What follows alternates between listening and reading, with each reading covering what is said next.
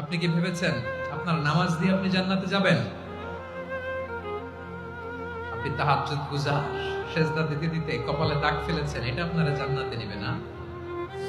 আপনি এলাকার সবচেয়ে বড় হাতেম তাই দানশীল, এই দানের ভরসায় বসে আছেন। কুশ্চিন কালো ভাব। আমাদের নামাজ, আমাদের রোজা, আমাদের ইবাদত, এগুলোকে মিজানের পাল্লায় উঠালে কোনো ওজনই হবে না। তবে আমাদের একটা কৌশল জানা আছে, আমরা আল্লাহর রহমতের ভিখারি।